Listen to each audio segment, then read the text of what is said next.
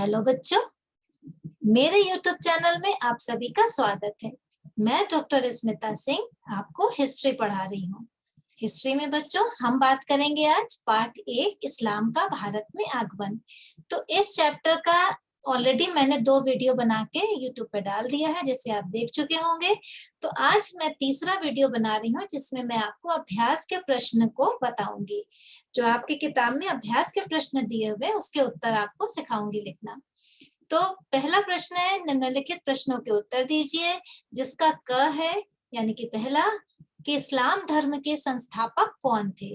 तो उत्तर है बच्चों इसका, इस्लाम धर्म के संस्थापक हजरत मोहम्मद साहब थे।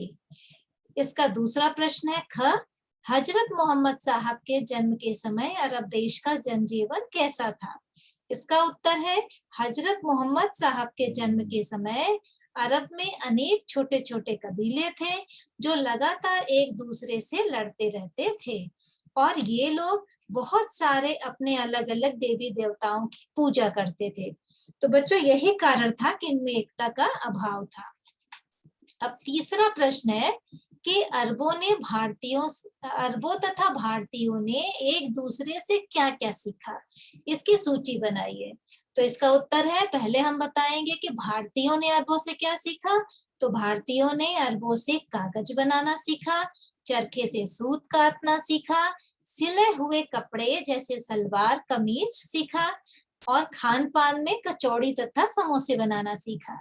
इधर अरबों ने भारतीयों से क्या सीखा? तो अरबों ने भारतीयों से सीखा हिंदी संख्या से अरबी संख्या बनाना, दूसरा संख्याओं की गणना करना, तीसरा ज्योतिष विद्या, गणित, शतरंज के खेल, भारतीय संगीत तथा चिकित्सा शास्त्र में आयुर्वेद का ज्ञान प्राप्त किया। नेक्स्ट प्रश्न है, महमूद गजनवी का भारत पर आक्रमण का क्या उद्देश्य था?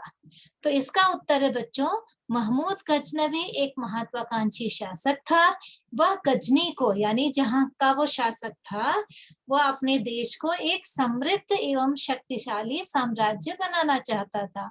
तो महमूद गजनवी का उद्देश्य भारत से धन लूटना तथा शासन करना नहीं था, उसे अपनी सेना बनाने के लिए धन जुटाना था। इसलिए उसने सन 1000 से 1025 तक भारत पर 17 बार आक्रमण किया और सारा धन लूटकर गजनी ले गया। वो यहाँ पर शासन करने के लिए रुका नहीं, केवल लूटने आया था क्योंकि उसे अपना साम्राज्य शक्तिशाली बनाना था।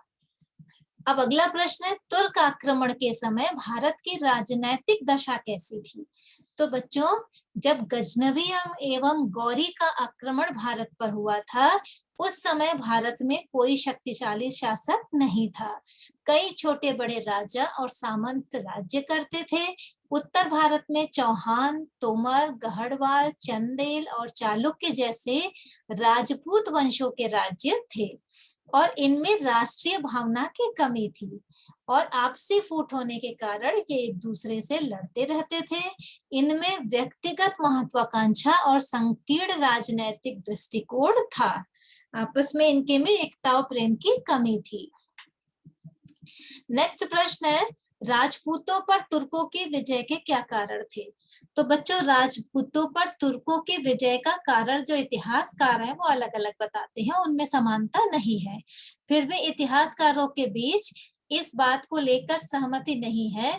फिर भी मुख्य रूप से तुर्कों की जीत के निम्नलिखित कारण बताए गए हैं, जिसमें पहला है राजपूत राजाओं में एकता का अभाव, दूसरा राजपूतों द्वारा पुरानी युद्ध प्रणाली व शस्त्रों का प्रयोग करना, तीसरा तुर्क सेना के पास अच्छी नस्ल के घोड़े और फुर्तीले घुड़सवारों का होना, और अगला है तुर्क सैनिकों का कुशल तीरंदाज होना, और लास्ट है भारतीय समाज का ऊंच नीच एवं जात पात में बटा होना। इनमें एकता नहीं थी। अब बच्चों बात करेंगे सही मिलान कीजिए यानी जोड़े मिलाइए की। तो इसमें 4 प्रश्न पूछा है कि तराइन का प्रथम युद्ध कब हुआ था? तो इसको मैंने सीधे सीधे मिला दिया है। तराइन का प्रथम युद्ध सन 1191 ईस्वी में। फिर सिंध पर आक्रमण सन 1712 जो है 712 ईस्वी में सिंध पर आक्रमण हुआ था। तो बच्चों इसके बारे में बता दें कि मोहम्मद बिन कासिम ने 712 ईस्वी में जो सिंध का शासक था राजा दाहिर, उसे परास्त कर दिया था और सिंध पर अरबों का अधिकार हो गया था। फिर सोमनाथ मंदिर पर आक्रमण, तो महमूद गजनवी ने जो आक्रमण किया था उसमें सन 1025 ईस्वी में उसने सोमनाथ मंदिर पर आक्रमण किया था। 17 बार आक्रमण किया था वो।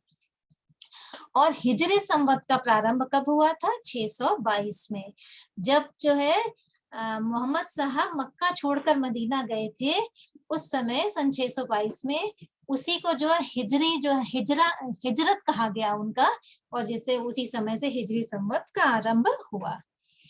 अगला है बच्चों, रिक्त स्थानों की पूर्ति कीजिए। इसमें है तहकीक ए हिंद पुस्तक के लेखक अल बरूनी है।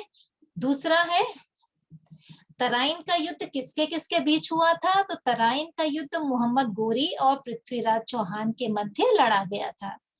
तीसरा है महमूद गजनवी ने भारत पर आक्रमण किया, कितनी बार? 17 बार। फिर घ है मोहम्मद गोरी को गुजरात में चालुक्य वंश के राजा ने पराजित किया। उस चालुक्य वंश के राजा का नाम था मूलराज द्वितीय। तो ये बच्चों था आपका खालिस्तान। अब हम बात करेंगे कुछ अतिरिक्त प्रश्न की। अतिरिक्त प्रश्न में है कि आज हमने किस धर्म के बारे में जाना? तो आज हमने इस्लाम धर्म के बारे में जाना। फिर इस्लाम धर्म का उदय कहाँ हुआ था? तो बच्चों इसका उत्तर है अरब में। आगे है कागज बनाना किसने किससे सीखा? तो कागज बनाना भारतीयों ने अरबों से सीखा। नेक्स्ट है खाना बनाने में हमने अरबों से क्या सीखा? तो खाना बनाने में हमने अरबों से समोसा और कचौरी सीखी। फिर नेक्स्ट, इस्लाम धर्म की शुरुआत किस देश से हुई? तो इसका उत्तर है अरब देश से। उसके बाद हजरत मोहम्मद साहब का जन्म किस शहर में हुआ था? तो इसका उत्तर है बच्चों हजरत मोहम्मद साहब का जन्म अरब के मक्का नामक शहर में हुआ था। फिर हजरत मोहम्मद साहब मक्का से मदीना किस सन में गए थे? तो हमने अभी इसके पहले आपको बताया था कि सन 622 ईस्वी में हजरत मोहम्मद साहब मक्का से मदीना गए थे, जिसे उनका हिजरत कहा जाता है। अगला प्रश्न है, इसमें पूछा है कि हजरत मोहम्मद साहब का मक्का छोड़कर मदीना जाना क्या कहलाता है? हिजरत कहलाता है। यहीं से हिजरी संवत आरंभ हुआ था। अब नेक्स्ट है, हजरत मोहम्मद साहब ने कौन कौन से 5 सिद्धांत बताए थे? तो बच्चों हजरत मोहम्मद साहब ने 5 सिद्धांत जो बताए थे वो कलमा, नमाज, रोजा, ज़कात और हज था। तो कलमा का अर्थ है कि अल्लाह एक है और मोहम्मद साहब उसके पैगंबर हैं। नमाज का मतलब प्रतिदिन 5 बार नमाज पढ़ना। रोजा मतलब रमजान के पवित्र महीने में रोजा यानी व्रत रखना। ज़कात है अपनी उपार्जित आय का 40वां हिस्सा गरीबों को सहायता के हेतु दान देना। और लास्ट है हज, जिसे पूरे जीवन में एक बार मक्का की तीर्थ यात्रा करना। ये इसके जो है 5 सिद्धांत है उसके अर्थ थे। और अंतिम प्रश्न है कि भारत में इस्लाम धर्म आने के 4 कारण क्या थे? तो इसका उत्तर है बच्चों कि भारत में इस्लाम धर्म के आगमन के 4 निम्न कारण थे। पहला, अरबों द्वारा भारत पर आक्रमण, इससे इस्लाम धर्म आया। दूसरा, अरब व्यापारियों के माध्यम से भी आया। तीसरा, ईरानी शरणार्थियों के आने से। और चौथा है सूफी संतों के आने से। अब एक और लास्ट प्रश्न आपके लिए है कि कुछ सूफी संतों के नाम बताइए। तो पहला है अजमेर के मोइनुद्दीन चिश्ती, जिसकी फोटो मैंने लगा रखी है। दूसरा, पंजाब के बाबा फरीद। तीसरा है दिल्ली के निजामुद्दीन औलिया। तो बच्चों ये कुछ अतिरिक्त प्रश्न थे जिसे आप अपनी कॉपी में कर लेंगे और आप जो है इस पाठ को अच्छे से समझ लिए होंगे। और ये आपके अभ्यास के प्रश्न तथा अभ्यास के प्रश्न के साथ आपके अतिरिक्त प्रश्न भी हैं। तो बच्चों आज बस इतना ही। Thank you.